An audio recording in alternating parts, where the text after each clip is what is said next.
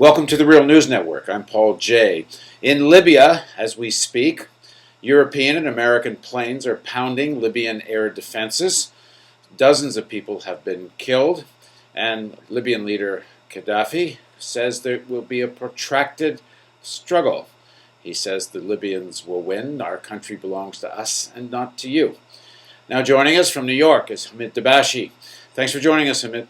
Thanks, Paul. Thanks for having me. So, Hamid, you have been studying the Libyan situation for years, and you've written about the Iranian situation. You teach at Columbia. So, first of all, what's your take on what's happening as we speak? Well, there are two takes. One is to take everything on face value, that the United States and its European allies are in this to protect the civilians and establish a no-fly zone. But we, given the history of the United States and its European allies, have every reason to doubt that this indeed is the agenda. What has happened is, and for this difficulty, Muammar Gaddafi himself is the principal culprit. A peaceful, by and large peaceful revolutionary uprising in North Africa that has come to conclusion, perfect conclusion, a peaceful conclusion in Tunisia and Egypt has been bloodied. And what we are witnessing today in the aftermath of this military operation by US and its European allies is a further bloodying of a peaceful revolutionary uprising.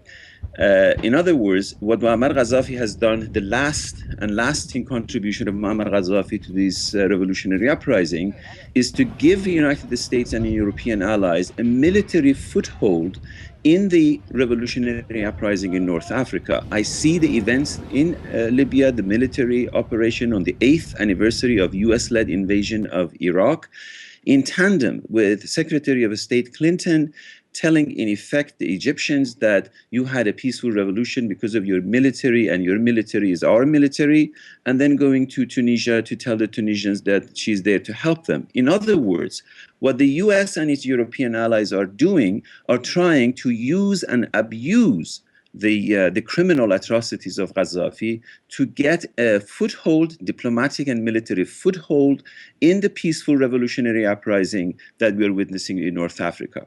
The rebellion, the people in Benghazi, they were asking for this, and they would say to you, I presume, that our revolutionary movement was about to be demolished, that Gaddafi was about to attack the city of Benghazi, and there was no other choice to defend Benghazi because they were overwhelmed by Gaddafi's armaments.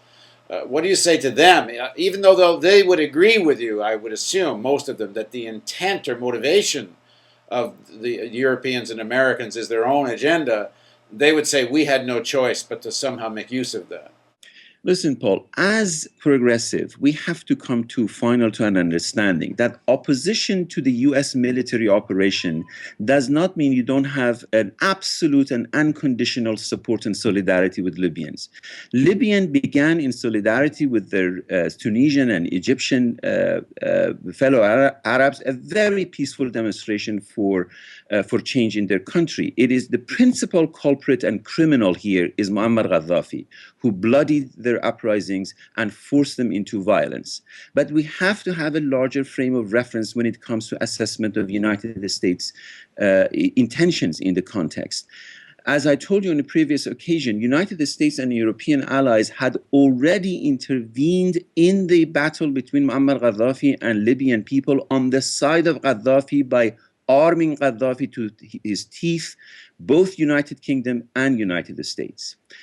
Also, professors from Harvard University to Princeton to Johns Hopkins, etc., were on the payroll of Muammar Gaddafi to whitewash his criminal atrocities and present him as something pleasant and acceptable. These are the contexts. So suddenly, from the same political culture, from the same military culture, you cannot expect a situation that they are going on with shining armor to defend the civilians. Libyan television already is reporting civilian casualties. However you discount because they are not reliable, the fact of the matter is that United States and its European allies do not have a reliable record of avoiding civilian casualties in Afghanistan, in Pakistan or in Iraq. So all my solidarity, unconditional solidarity, and the solidarity of all people who are in support of these revolutionary uprisings must be and is with Libyan people. And the criticism of this military intervention, it doesn't mean that you're letting Gaddafi out of off the hook, or you are abandoning your solidarity with the revolutionary uprising in Egypt, in Libya. The rebellion in Benghazi would say if there hadn't been this intervention, they would have been slaughtered. And they are probably correct. And as a result, the international community, the real international community, not the cockamamie in United Nations, must hold the United States and European allies responsible. U.S. military chief Admiral Mike Mullen is on the record for having said that no-flight zone is now effectively in place. If that is the case, then the military operation has to cease. In other words, we have no control over the military agenda of the United States and its European allies. No control. We have to hold them responsible for civilian casualties, and we have to hold them responsible for restoring a civic situation in which Libyan people can demonstrate peacefully and achieve the democratic revolutionary ends. Isn't that part of what's wrong with the UN resolution, is that there's actually no process or mechanism for any accountability? The resolution is clearly not for regime change and only for the protection of civilians, which also means that these European American forces aren't supposed to be killing civilians. No, I completely agree with you that the wording of the UN resolution is very vague and is subject to all sorts of interpretation. And as Secretary Clinton and others have said, they can interpret it any way they want. I mean, short of soldiers on the Libyan ground, but what does that mean in 21st century military operations? We interviewed an international law professor. He says the resolution actually doesn't mean no boots on the ground. The wording is no occupation, but that doesn't mean there couldn't be boots on the ground with the promise to get out at some point. Exactly. So what it means for Libyan people is to allow them to go back to ground zero, which was a peaceful demonstration. The more these uprisings become bloody, the harder will be the transition to a peaceful democratic institution in the aftermath of when Muammar Gaddafi and Saif al-Islam Gaddafi pack their belongings, go to Caracas or go and collect their money that they gave to Sarkozy for his campaign. We have to keep in mind, Paul, the larger picture. The larger picture is the uprising of people in North Africa and the Middle East for a transition into a democratic condition. And United States does not, or its European allies, does not have a record of having aided and abetted in any such democratic aspirations. And also the giveaway is when the US and its European allies insist that we are doing this with our Arab allies. Which Arab allies exactly? Arab allies from Morocco to Yemen are shaking in their boots because they are the principal culprits. And may we ask that Saudi Arabia is also one of these Arab allies? Saudi Arabia is now cracking down precisely similar democratic aspirations. How could the same Saudi Arabia or any other US allies be a partner to this operation in terms of helping Libyans restore democracy in their homeland? I've never seen such an array of allies or people that agree with bringing down Gaddafi. It ranges everywhere from Al-Qaeda to Cameron in the UK to Hezbollah to Obama. I mean, the range of people that want Gaddafi to come down, I have to say personally, as much as I don't like Gaddafi, it's almost enough to make you want to defend the guy.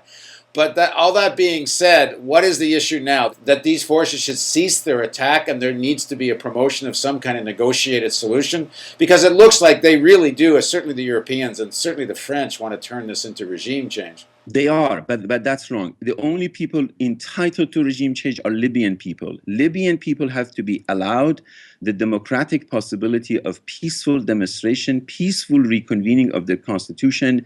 They're perfectly capable of achieving that. What we are witnessing is militarization of U.S. involvement and European allies in the Libyan affairs, which pushes the Libyan revolution towards far more radical and perhaps even Islamist This is the scenario that United States and its European allies love to see, business as usual. Whereas what we are witnessing in North Africa and the Middle East is in fact an end to that discourse, the beginning of a new discourse towards democratic liberation. They want to restore it back, that it's either us liberating you the way we liberated Iraq and Afghanistan, or is the Islamist and radical, any other militant option. What do you make of the role of Qatar and Al Jazeera?